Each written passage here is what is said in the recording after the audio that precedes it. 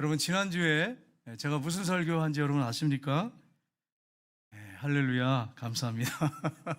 지난주에 제가 무슨 말씀을 하시든지 그대로 하라, 맹물을 포도주로 바꿔주신 그 사건에 대해서 설교를 했습니다. 요한복음에는 7가지 표적이 있다고 말씀드렸어요. 그 첫 번째 표적이 가나안 혼인잔치에서 물을 포도주로 바꾼 사건이었다고 말씀드렸습니다. 그런데 첫 번째, 두 번째, 세 번째 사건에 예수님께서 행하신 기적, 이 표적을 보면 영적인 어떤 우리에게 의미를 보여주는, 의미를 부여하는 그런 표적이었습니다. 예를 들어서 물로 포도주를 만든 사건은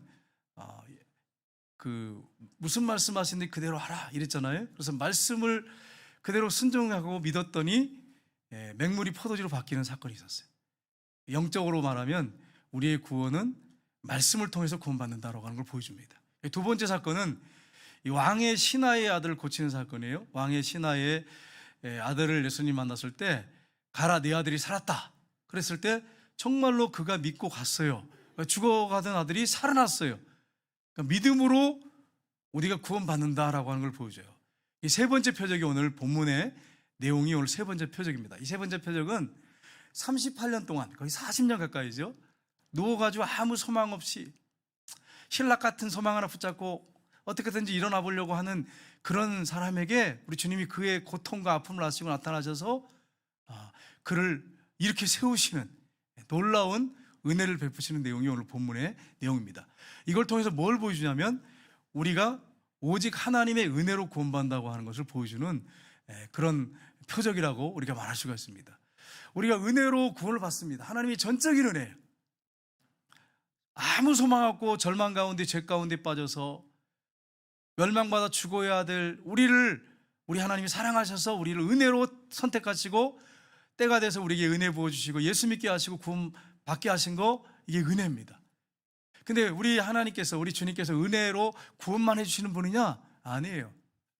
우리가 아무 소망이 없을 때, 아무 기대감이 없을 때, 절망적이고 자포자기하고 어떻게 해야 될지 모를 때, 그런 가운데 있을 때 신락 같은 어떤 희망, 막연하지만 그거 하나 붙잡고 있을 때 우리 주님이 우리에게 나타나셔서 우리에게 은혜 베풀어 주신다고 하는 것을 보여주는 말씀이 오늘 말씀이에요. 그래서 오늘 이 말씀을 가지고 우리가 은혜를 입어서 영적으로 일어서기 위해서 어떻게 해야 할 것인가 하는 부분입니다. 물론 이건 주님이 하셔야 되는 거지 내가 내 편에서 뭘 하고 노력해서 되는 건 아니에요. 그러나 우리에게도 우리 마음에 어떤 게 있어야 되지 않겠어요? 비록 신락 같은 희망이지만, 큰 건 아니지만, 뭔가 좀 우리 행위는 아니에요. 행위는 아니지만 뭔가 우리 안에 품고 있어야 될 생각들이 있어야 되지 않겠습니까? 이 부분을 우리가 생각하면서 오늘 말씀을 살펴보기 원합니다. 첫 번째는 이 세상적인 소망을 포기해야 됩니다. 여러분, 세상적인 소망을 내려놓아야 돼. 세상적인 소망은 포기되지만 주님을 향한 소망은 갖고 있어야 됩니다. 여러분, 이 사실을 믿고 주님을 향하여 소망을 갖고 계시기를 주님으로 축복합니다. 유대인의 명절을 맞이했다고 오늘 본문의 시작이 되고 있습니다. 이 명절은 유월절이라고 이렇게 많은 분들이 얘기합니다. 유월절인데, 유월절에는 3대 절기가 있잖아요. 그 중에 제일 크게 생각하는 명절이 유대인들은 유월절입니다. 그 다음에 오순절, 그 다음에 맥추절. 이 3대 절기에는 세계에 흩어져 있는 디아스포라 유대인이라고 그러죠. 흩어져 있는 유대인들이 돌아와서, 아주 독실한 유대인들이죠. 그들이 돌아와가지고 명절에 참여를 합니다. 그러니까 유대인 명절 중에 가장 큰 명절은 유대인이기 때문에, 유대 유월절이기 때문에 유대인들이 얼마나 많이 왔겠어요. 예수님이 그런데 그렇게 많은 사람들한테 왜 올라가셨을까? 그들에게 갔을까 하는 것입니다. 그들에게 생명의 말씀을 전하기 위해서 올라가셨어요. 보통 한 300만씩 온대요. 그러니까 대단히 많은 사람들이 모이는 거죠. 밀집하는 거죠. 예수님이 그곳에 가셨는데, 예수님이 오늘 본문에 보면 예루살렘의 양문 곁에 베데스다라고 하는 곳에 갔다 이렇게 됐습니다. 우리 이제 고고학자들이 발굴해놨는데, 현재 사진하고 이제 베데스다는 이제 고고학자들이 발굴해낸 그 사진을 한번 보면 이렇게 되어 있습니다. 이게 양문이에요. 하나님 앞에 제사 드리기 위해서 들어가는 문, 그래서 양문이라고 그래요. 양문이고, 그 다음에 볼까요? 이제 이걸 발굴해냈어요. 성경의 고고학자들이 발굴해서 이게 베데스다 못이다 이렇게 얘기를 합니다. 이 못에 어떻게 뭐 건물이 지어졌는지 잘 모르겠어요. 어떻게 세워졌는지 잘 모르겠는데 이제 땅을 파가지고 이제 발굴한 거죠. 그래서 발굴한 것이 바로 베데스다 못입니다. 근데 이 베데스다 못의 뜻은 뭐냐면 은혜의 집, 자비의 집, 그런 뜻이 있어요. 거기에 사람들이 많이 모여 있는데 정상적인 사람이 아니고 오늘 본문에 보면 이렇게 되어 있습니다. 5장 3절 4절 본문에 보겠습니다. 같이 읽겠습니다.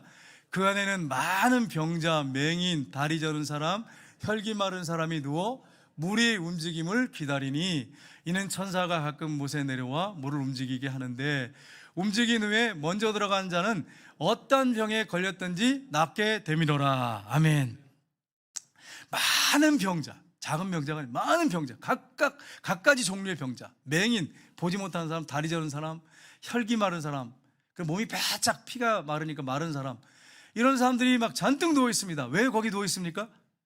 누워 있는 이유가 뭡니까? 천사가 가끔 못에 내려와서 물을 움직이는데 막 물이 막 출렁출렁 이렇게 움직이는데 그때 제일 첫 번째 들어가는, 많은 사람이 들어가면 안 되고 첫 번째 들어가는, 먼저 들어간 그 한 사람만 병이 낫는 거예요. 이게 전설이에요. 전설, 미신이에요. 그래서 많은 학자들이 이건 전설이다, 내려오는 전설 이렇게 얘기하는데, 칼빈 같은 경우에는 뭐 천사가 내려와서, 천사 눈에 잘 안 보이잖아요. 내려와서 물을 동화할 수 있지 않느냐 이렇게 글을 써놓은 것을 봤어요. 정확한 건 어떤 건지 모르겠어요. 근데 이제 내려오는 그 전설에 의하면 사람들의 입을 통해서 계속 내려오는 게, 이 물이 동할 때, 막 움직일 때 제일 먼저 들어가면 어떤 병에 걸렸는데 낫는다 이렇게 하는 거예요. 근데 실제로 그 당시에 이제 벽화가 하나, 그림이 이렇게 발견이 됐어요. 고고학을 이렇게 성경학자들이 연구하면서 이제 발굴하는 가운데 벽화가 하나 발견됐는데 천사가 막 물을 휘젓고 어떤 사람들이 들어갈 때 낫는 어떤 그런 벽화가 있는 것을 발견해서 예루살렘에 가면 볼 수 있다고 합니다. 저는 보지 못했는데 이제 그런 글이 실린 걸 봤어요. 근데 이게 실제인지 전설인지 모르지만 아무튼 사람들이 거기에 희망을 걸고 가끔 이제 물이 이제 솟구쳐 오르는 경우가 있답니다. 실제로. 그러니까 이게 정확히 몰라. 그런데 미신적이고 전설적인데 이걸 믿고 와서 지금 전부 누워 있는 거예요. 수많은 사람들이. 근데 그 중에 38년 된 병자가 거기 누워 있는 거예요. 근데 여러분, 이 사람이 왜 거기 누워 있습니까? 자기가 제일 먼저 들어가서 고침 받으려고 지금 와 있는 거예요. 근데 여러분 생각해 보세요. 다리 저는 사람이라든지 아니면 몸이 좀 뭐 팔이 부러졌다든지 뭐 어떤 여러 가지 뭐 증상, 병들이 다 병명이 다르니까 다리가 온전한 사람은 뛰어들어갈 수 있단 말이에요. 제일 먼저. 그러니까 사실은 38년 동안 누워있는 병자가 있는데 이 사람에게는 사실 소망이 없어요. 왜냐하면 자기보다 건강한 사람들, 자기는 어떤 사람들이 업고 가든지 두 사람이 뭐 부추겨서 가든지 그렇게 하자면 소망이 없단 말이에요. 다른 사람들은 먼저 뛰어들어가니까. 그런데도 신락 같은 소망 하나 붙잡고, 혹시 나을까 하는 소망 하나, 그거 붙잡고 지금 누워있는 거예요. 혹시 여러분 중에는 이런 분이 없는지 모르겠어요. 세상 사는데 너무 힘들어가지고 정말 신락 같은 그 소망 하나 붙잡고 지금 신앙생활하고 있는 분 없는지 모르겠어요. 여러분, 근데 여기 보세요. 이런 모습을 보실 때 여기는 완전히 뭡니까? 양육강식이 있는 곳이에요. 생존 경쟁, 1등이 아니면 살아남을 수 없는 곳이 바로 그곳이에요. 1등이 돼야 살아. 근데 꼭 오늘날 우리가 속해 있는 삶의 현장, 직장 같지 않습니까? 다른 사람을 밟아야 내가 사는, 참 무서운 세상이죠. 어떤 분이 그런 얘기 하시더라고요. 이분이 굉장히 잘된 분인데 자기가 초등학교 때 꼴등에서 1, 2등을 했대요. 근데 선생님이, 죄송합니다, 목사님이라서, 선생님이 꼭 등수대로 앉혔대. 그래가지고 5학년 때 6학년 때 그 선생님을 만나지 말아야 되는데 그 선생님을 만나가지고 앞에서부터 1등부터 앉혀가지고 이렇게 순서대로 1, 2, 3, 4 해가지고 맨 마지막에 자기가 항상 거기 앉았대. 근데 5학년 때 그렇게 앉았고 6학년 때도 그렇게 앉았대. 여러분 중에 혹시 그런 분 없으신지 모르겠어요. 야, 이거 비참하죠. 근데 자기가 가장 좋아하는 여학생이 맨 앞쪽에 앉아 있었대. 그래서 부끄러워갖고 참 수치스러워가지고 혼났다 그러더라고요. 2년 동안 그렇게 살았다는 거예요. 지금도 상처인가 봐. 기억에 남아있어요. 근데 보세요. 하나님이 이렇게 나를 세워서 이렇게 축복하셨지 않냐고 이렇게 자랑하시는 간증을 제가 들었어요. 여러분, 자녀들이 공부 못한다고 절망하고 낙심하지 마시기를 주님으로 축복합니다. 꼴등이 1등이 될 수도 있는 거예요. 사회생활하다 보면. 예? 꼴등하던 그런 형제들이 사장이 돼가지고 박사학위 받은 사람들 데리고 회사를 운영하는 경우도 많잖아요. 실제로. 그러니까 여러분 자녀들이 공부 못한다고 해갖고 낙심하고 절망하지 말기를 주님의 이름으로 축복합니다. 혹시 여기 여러분 자녀들이 여기 앉아 계시다면 잘됐다 뭐 그래 뭐 꼴찌해도 뭐 잘 된다고 하니까 공부 포기해도 되겠다 그런 말이 아니에요. 여러분 오해하시면 안 돼. 최선을 다하는데 머리가 안 따라가. 내가 이게 안 돼, 체질이 안 돼. 그런 경우는 어쩔 수 없지만 노력해가지고 열심히 하는 사람들은, 그런 학생들은 열심히 해야죠. 학생의 본분이 공부니까. 그러나 공부가 출세를 보장하는 건 아니에요. 성공을 보장하는 건 절대 아니라고 하는 거예요. 하나님의 은혜가 없으면 절대로 그런 일이 일어날 수가 없어요. 그래서 여러분 자녀들을 주님께 맡기고 기도하는 부모가 되시길 주님의 이름으로 축복합니다. 1등 한다고 서울대 간다고 해갖고 출세하는 건 아니에요. 성공한다는 거 아니에요. 서울대생들, 고대 연대생들 지금 노는 학생들이 얼마나 많은지 몰라요. 근데 공부 못하는데도 어떻게 직장에 이상하게 자기는 몰라. 근데 들어가서 잘된 친구들도 많단 말이에요. 하나님의 주권 안에 있어요. 그러니까 여러분이 낙심하고 자녀들 보면서 제가 뭐가 되겠나 이렇게 낙심하고 절망하지 말고 그 자녀를 놓고 하나님 앞에 눈물로 기도하시는 그런 부모님들이 되시기를 주님의 이름으로 축복합니다. 시편 43편 5절에 보십시오. 같이 읽겠습니다. 내 영혼아 내가 어찌하여 낙심하며 어찌하여 내 속에서 불안해하는가. 나는 하나님께 소망을 두라. 그가 나타나 도우심으로 말미암아 내 하나님을 여전히 찬송하리로다. 아멘. 자녀를 보고 낙심하지 마세요. 자녀를 보고, 남편을 보고, 아내를 보고, 가정을 보고 낙심하지 마세요. 지금 여러분이 사업을 한다면 그 사업을 보고 낙심하지 마세요. 직장 생활할 때 직장에 힘든 그 상관이나 동료 때문에 낙심하지 마세요. 절망하지 마세요. 나 혼자가 아니에요. 고아처럼 버려두지 않습니다. 뭐라고 말씀했어요? 불안해하지 말아라. 너는 하나님께 소망을 두라. 그가 나타나 도우심으로 말미암아 내가 하나님을 여전히 찬송하리로다. 하나님께 소망을 두시기를 주님의 이름으로 축복합니다. 세상적인 기대의 소망은 좀 내려놓으십시오. 근데 세상의 소망 같지도 않은 것들 붙잡아가지고 그거 가지고 막 살라고 하다가 그거 안 되면 죽겠니 살겠니 막 그러고 난리를 친단 말이에요. 어떤 분들 보면 세상적인 소망은 내려놓으세요. 정말 하나님을 붙잡고 하나님께 소망을 두고 그렇게 살면 하나님이 붙잡아 주시고 이끌어 주십니다. 성경에 뭐라고 말씀했습니까? 베드로전서 1장 3절에 보시면 같이 읽겠습니다. 우리 주 예수 그리스도의 아버지 하나님을 찬송하리로다. 그의 많으신 긍휼대로 예수 그리스도를 죽은 자 가운데서 부활하게 하심으로 말미암아 우리를 거듭나게 하사 산소망 있게 하시며. 아멘. 우리 하나님을 우리가 찬송하셔야 됩니다. 그 하나님이 우리를 사랑하셔서 선택하셨어요. 그리고 예수 그리스도를 죽은 자 가운데서 부활시키심으로, 부활하신 주님 우리와 함께 하십니다. 우리에게 놀라운 은혜를 베푸셨어요. 죄용서를 주셨고 거듭나게 하사 산소망을 주신 분이 하나님이세요. 예수님 부활을 통해서 우리가 거듭나게 된 것입니다. 이런 우리가 축복을 받았는데 그 부활하신 주님이 여전히 우리와 동행하시고 함께 하십니다. 우리 혼자가 아니에요. 세상 살 때, 직장 생활할 때, 사회생활할 때 우리가 혼자가 아니에요. 부활하신 주님이 저와 여러분과 함께 하십니다. 그러니까 우리가 산소망 가운데 사는 거예요. 세상 사람들은 죽은 소망 가운데 삽니다. 눈에 보이는데 그것이 산소망 같지만 하나님께서 역사하지 않으면 아무 의미가 없어. 그 소망이. 사람 의지하면 사람 죽으면 끝나버려요. 그 사람 죽어버리면 끝나고 그 사람 자천되면 다 끝나버리는 거예요. 세상 소망은 아무것도 아니에요. 다 내려놓아야 돼. 하나님께 소망을 두는 사람에게 하나님이 역사하시고 붙잡아 주십니다. 여러분이 하나님께 소망을 두시기를 주님의 이름으로 축복합니다. 두 번째는 주님의 은혜를 기다려야 합니다. 오늘 본문에 한번 보겠습니다. 5절, 6절 같이 읽겠습니다. 거기 38에 된 병자가 있더라. 예수께서 그 눕는 것을 보시고 병이 벌써 오랜 줄 아시고. 아멘. 여러분 38해는 40년이잖아요. 40년 가까이 병으로 누워 있습니다. 그럼 오래된 거죠. 여러분 무슨 소망이 있겠어요? 무슨 기대할 수 있겠어요, 여러분? 근데 여기 보시면 5장 6절 한번 보세요. 밑에 보시면 그 누운 것을 보시고 병이 벌써 오래된 것을 아시고. 근데 원어를 제가 찾아보니까 과거부터 계속 아시고 계셨다는 거예요. 보고 계셨고 아시고 계셨다는 거예요. 왜요? 우리 예수님 하나님이시잖아요. 우리 하나님 보고 계시고 알고 계시고 우리 예수님도 보고 알고 계신단 말이에요. 여러분이 지금 절망 가운데 누워 있을 수 있어요. 신락 같은 소망 하나 붙잡고 그냥 소망 같지도 않은 거 가지고 여러분 낙심하고 절망하면서 그렇게 여러분이 살아갈 수 있어요. 근근히 하루하루 주님이 보시고 알고 계십니다. 여러분 절망하고 낙심하지 마세요. 주님 알고 계세요. 여러분 40년 동안 누워있다고 하면 무슨 소망이 있겠어 한번 생각해 보세요. 소망이 없죠. 소망이 없어. 네? 근데 주님이 어떻게 하셨다고요? 보시고 아시고 계신다고 하는 거예요. 보시고 아신다는 거예요.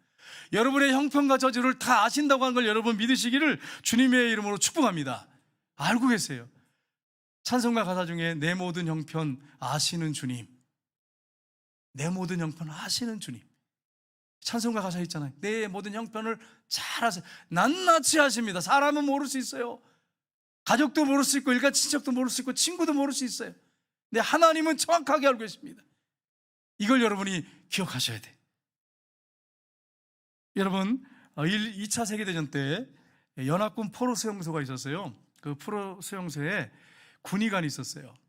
군대 의사죠. 군대 의사가 있었는데 이분이 많은 이 포로들을 갖다가 진찰을 하는데 이상한 걸 발견했어요. 뭘 발견하냐면은 이분이 이제 이름을 붙였는데 병명을 붙였는데 철조망병이라고 하는 병명을 붙였어요. 그러니까 아침에 일어나면 눈 뜨면 기상하면 녹슨 철조망을 보잖아요. 일을 하면서도 철조망을 보고 해 질 때까지 계속 철조망만 보는 거예요. 철조망, 녹슨 철조망. 그러니까 사람들에게 뭐가 찾아왔느냐? 어떤 사람들 보면 극도의 우울증과 또 식욕부진, 먹어도 살이 찌지 않고 쇠약해서 늘 누워있고 진찰해 보면 특별하게 병명이 없어. 근데 그렇게 누워있는 거야. 아무 의욕도 없고 삶의 의욕도 없고 이게 왜 이럴까 연구를 하기 시작했어요. 해보니까 그분이 이제 이건 절망이다. 절망. 소망을 다 포기한 절망적인 상태의 사람이구나. 그래서 병을 뭐라고 붙였느냐? 철조망병이라고 붙였어요. 철조망병. 철조망만, 녹슨 철조망만 바라보니까 절망할 수밖에 없는 거죠. 그러니까 식욕부진이 오고 우울증이 오고 그리고 만사가 귀찮고 먹어도 살이 찌지 않고 그냥 빼짝 말라가고 이게 그래서 철조망병이라고 붙였다는 거예요. 근데 어떤 사람들은 건강하게 발캉하게 웃으면서 포로인데도 웃으면서 생활하는 사람이 있다는 거예요. 왜 이 사람은 그럴까? 그래서 그 사람들을 연구해 보니까 그 철조망만 보는 게 아니고 중간중간에 하늘을 우러서 푸른 하늘을 바라보기도 하고 그리고 이야기를 하는 거 들어보니까 고향에 대한 얘기를 하고 자기가 예전에 여기 포로로 끌려오기 전에 고향에 대한 얘기를 하고 가족들 얘기하고 난 언젠가 거기 돌아갈 수 있을지 모르겠다고 하면서 돌아갈 거라고 하면서 뭐 이런 얘기하면서 소망을 얘기하는 거예요. 소망. 계속 그런 소망. 희망을 가진 사람들이 그 병에 걸리지 않더라는 거예요. 오늘날도 마찬가지예요, 여러분. 우리가 사방을 바라봐도 소망이 없을 수 있어요. 절망할 수밖에 없는 그런 상황 가운데 여러분이 놓여 있을 수 있습니다. 근데 여러분 기억할 게 있습니다. 그때 눈을 들어서 하나님을 바라보세요. 부활하신 주님이 여러분 곁에 계십니다. 그분이 도우시려고 그와 같이 버려두지 않습니다. 함께 하십니다. 믿음의 주여 온전케 하시는 예수를 바라보시기를 주님의 여러분 축복합니다. 그분을 바라보세요. 그분을 바라보세요. 그분 절망에 이르는 병, 이 철조망병에 걸리지 않는 거예요. 현실만 계속 바라보고 묵상하면 여러분 먹어도 먹은 것 같지 않고 우울증 오고 막 절망하고 잠도 안 오고 막 그러는 거예요. 이게 그 환경만 상황만 바라보지 말고 부활하신 주님, 나를 도우시기 위해서 함께 하시는 주님, 그분을 바라보세요. 때로는 하늘을 우러서 좀 높이 얼굴 들어서 하늘 좀 바라보시고 아름다운 구름들 좀 바라보시고 밤에는 좀 밖에 좀 누워서 하늘에 있는 별들 좀 바라보시고 좀 여러분이 이 분위기도 좀 바꿔보시고 여러분 마음속에서 정말 소망을 가지고 주님을 바라보고 소망하면 우리 주님께서 역사하실 때가 반드시 있다고 하는 걸 여러분이 잊지 마셔야 돼요. 출애굽기에 보면 모세가 시내산 꼭대기에 올라가서 이제 40일 금식 기도하고 십계명을 받습니다. 그걸 가지고 내려오는데 40일 동안 산 꼭대기에 물이 있습니까? 맨 꼭대기 올라갔는데 먹을 게 있습니까? 없잖아요. 그러니까 백성들이 뭐라고 하냐면 모세는 40일 동안 안 내려오는 거 죽었다. 하나님을 만들자. 그래서 금송아지를 만들어서 이것이 여호와라 하나님이라고 하면서 거기서 절을 하면서 춤을 추면서 제사를 지냅니다. 모세가 내려왔어요. 법궤를 들고 하나님께 받은 십계명을 들고 내려왔어요. 십계명을 들고 내려와서 딱 보니까 그렇게 우상 숭배하고 있는. 그래서 이걸 던져버립니다. 화를 내면서. 그리고서 금송아지를 갈아서 그들을 다 먹입니다. 하나님이 다시 올라오라 그러지. 돌판을 내가 너에게 준 걸 똑같이 깎아서 만들어가지고 올라와라. 그리고 올라갔습니다. 올라갔을 때 하나님이 모세에게 나타나셨어요. 그러고서 말씀하십니다. 출애굽기 34장 5, 6절 보겠습니다. 자신이 누군지를 분명하게 말씀하십니다. 같이 읽겠습니다. 여호와께서 구름 가운데서 강림하사 그와 함께 거기 서서 여호와 이름을 선포하실세 여호와께서 그 앞으로 지나시며 선포하시되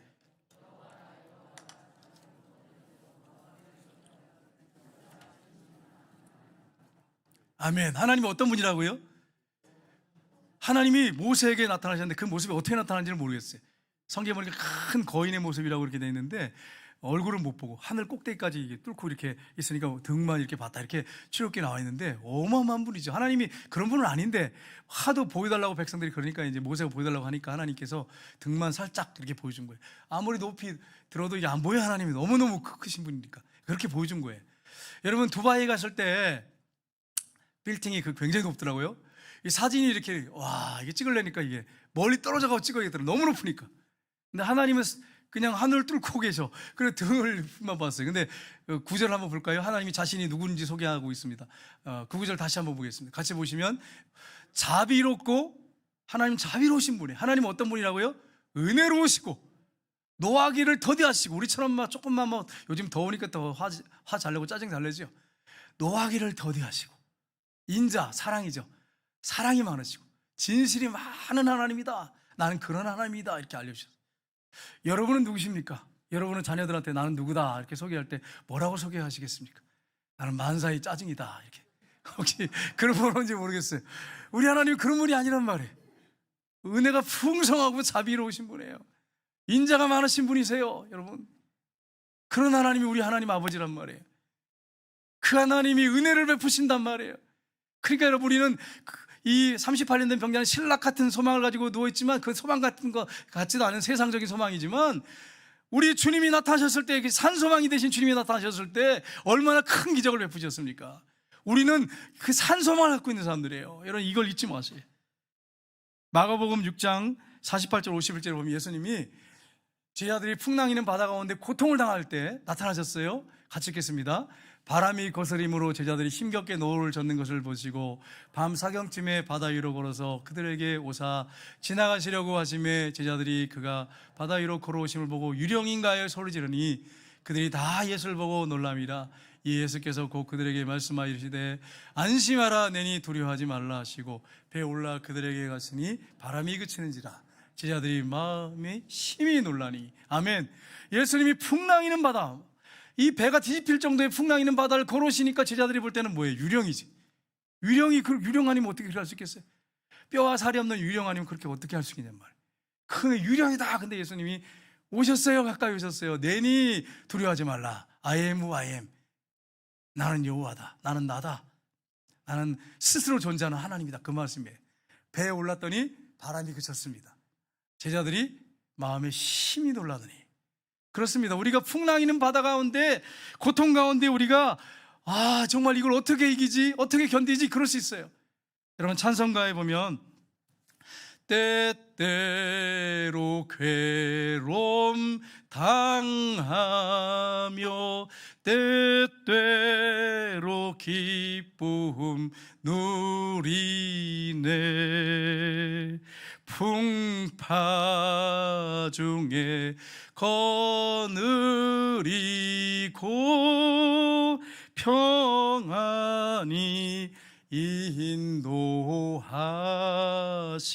인도하시네. 주날 항상 돌보시고 날 친히 거느리시네. 주날 항상 돌보시고 날 친히 거느리시네. 고통과 고난 가운데도 풍랑 가운데도 여전히 우리를 거느리고 계시고 우리를 돌보고 계시는 주님이 계십니다. 한 주간 동안 삶에 고통 고난이 있어요. 그러나 주님이 함께 하시고 거느리시고 돌보신단 말이에요. 이 사실을 여러분 기억하시기를 주님으로 축복합니다. 우리 주님이 함께 하신단 말이에요. 세 번째는 주님을 의지해야 됩니다. 우리 본문의 6절 한번 보겠습니다. 같이 읽겠습니다. 예수께서 그 눈 것을 보시고 병이 벌써 오래된 줄 아시고 이르시되 내가 낫고자 하느냐. 아멘. 보시고 아셨어요? 아셨는데 주님 뭐라고 말씀합니까? 내가 낫고자 하느냐. 여러분 좀 질문이 이거 맞지 않지 않나요? 38년 된 병자 예수님이 알고 계세요. 거의 40년 누워 있었어요. 근데 내가 낫고자 하느냐 이거 질문할 필요도 없어요. 왜냐하면 나으려고 거기 와 있는 거지. 신락 같은 소망을 가지고. 근데 예수님이 왜 이 질문했을까요? 왜 이런 질문을 했을 것 같습니까? 그 이유는 그 마음에 소망을 일으키기 위해서. 그렇게 하고 있는데도 이게 안 되잖아. 얼마나 절망적이겠어요. 이러다 나 죽는 거 아니야? 끝난 건가? 근데 소망을 일으키기 위해서 주님이 내가 낫고자 하느냐. 뭔가 소망이 좀 비춰지지 않습니까? 아, 이분이 뭔가 약속하려고 그런 거 아니야? 뭐 이렇게 느껴지잖아요. 내가 낫고자 하느냐. 이렇게 주님 물어보세요. 여러분, 그렇습니다. 우리 주님께서 우리에게 소망을 주세요. 절망 가운데 낙심하고 있을 때 소망을 주십니다. 저도 어떨 때 보면 힘들고 어려울 때 막 절망하고 포기할 때도 있을 때가 있었어요. 근데 주님이 찾아오세요.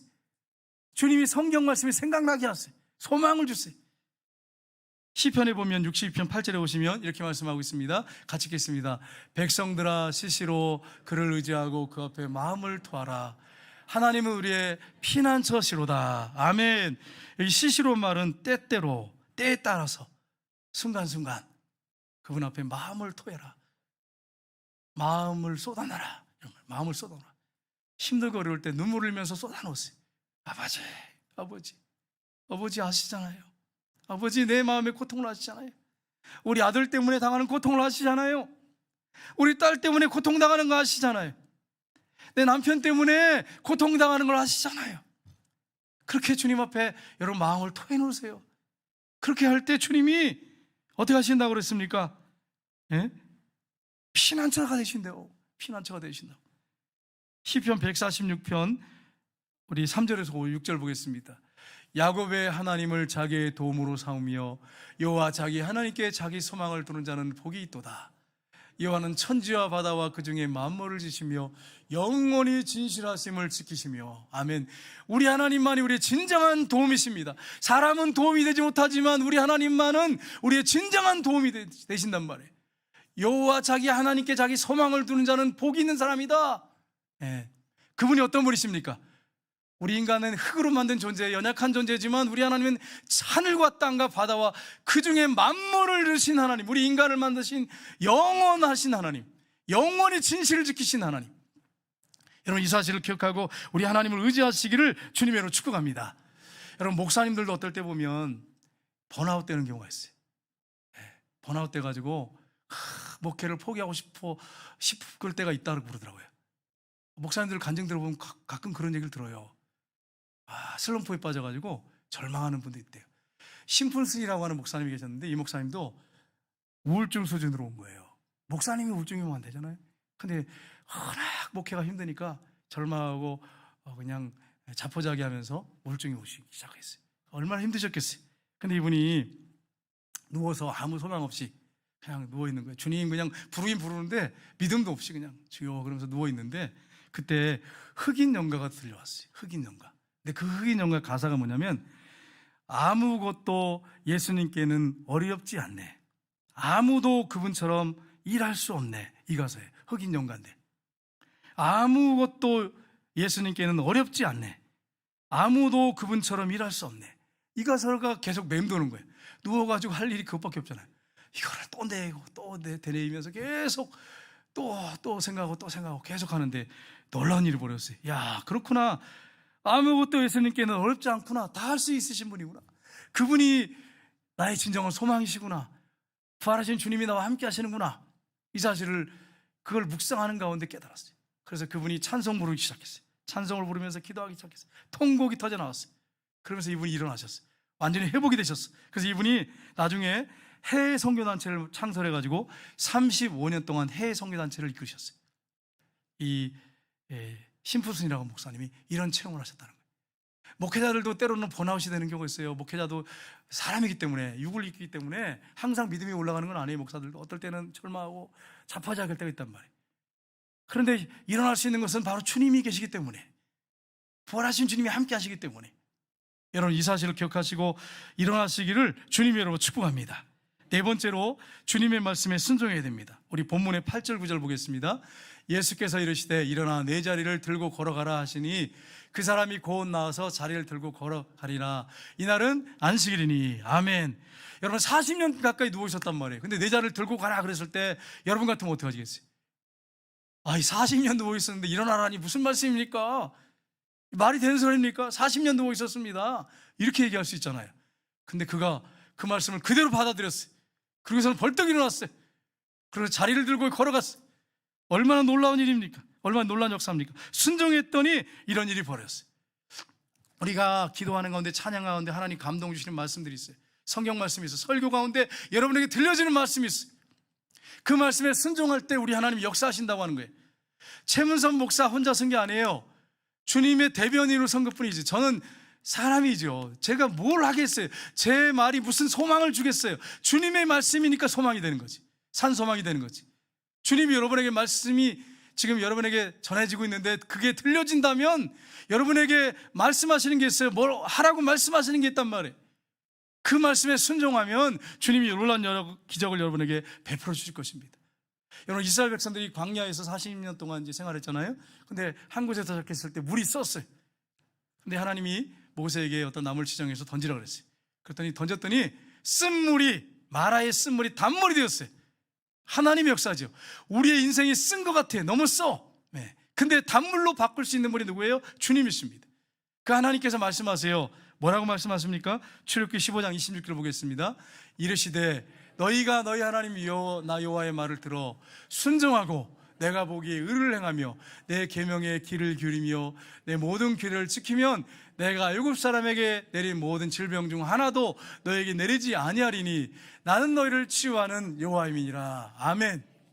하나님은 어떤 분이시라고요? 치료하는 여호와라고 그래요. 치료하는 여호와. 어떤 자에게? 순종하는 자에게. 한마디로 요약하면 순종하는 자에게, 그런 말이에요. 하나님 말씀에 순종하는 자에게 역사하신다는 거예요. 여러분, 예수님께서 부활하신 다음에 제자들에게 나타나셨는데 제자들이 밤새도록 그물을 던졌는데 한 마리도 못 잡았어요, 고기를. 근데 예수님이 나타나셔가지고 얘들아 너에게 고기가 있느냐? 없습니다. 이렇게. 우리 한번 보겠습니다. 요한복음 21장 5, 6절 같이 읽겠습니다. 예수께서 이르시되 얘들아 너에게 고기가 있느냐? 대답하되 없나이다. 이르시되 그물을 배 오른편에 던지라. 그리하면 잡으리라 하시니 이에 던졌더니 물고기가 많아 그물을 들 수 없었더라. 아멘. 밤새도록 어부 출신들이, 어부들이잖아요, 제자들이 밤새도록 던졌는데 한 마리도 고기를 못 잡았어요. 근데 예수님이, 부활하신 주님이 나타나서 오른편에 던져라 그랬더니 던졌더니 물고기가 많아 그물을 들 수 없었더라, 이렇게 말씀하고 있습니다. 순종했더니 놀라운 기적을 베풀어 주셨습니다. 여러분, 순종할 때 역사가 일어나요. 하나님께서 여러분에게 마음에 감동 주신 말씀들이 있어요. 말씀 인물을 통해서 성령 역사하시거든요. 주님 말씀하시거든요. 성경을 통해서, 성경 구절을 통해서 많이 말씀하세요. 말씀하실 때 순종하면 하나님께서 놀라운 역사를 베풀어 주십니다. 우리가 한 주간 동안 살아갈 때 때로는 낙심하고 절망할 수 있어요. 네?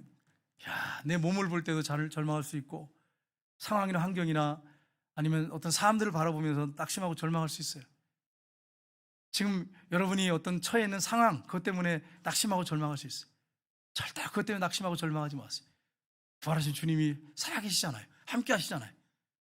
그분이 여러분에게 기도하는 가운데, 찬양하는 가운데 말씀하십니다. 그 말씀에 순종할 때 오늘 본문의 이 38년 병자에게 역사하신 것처럼 여러분과 저에게도 역사하십니다. 그분이 그때는 역사하시고 지금 역사하지 못하는 분이 아니에요. 예수 그리스도는 어제나 오르니라 영원토록 동일하시니라. 여러분, 이 사실을 기억하고 한 주간 동안 주님 붙잡고 믿음으로 일어나시기를 주님의 이름으로 축복합니다. 주님이 여러분을 세워주실 것입니다. 우리 찬양하겠습니다.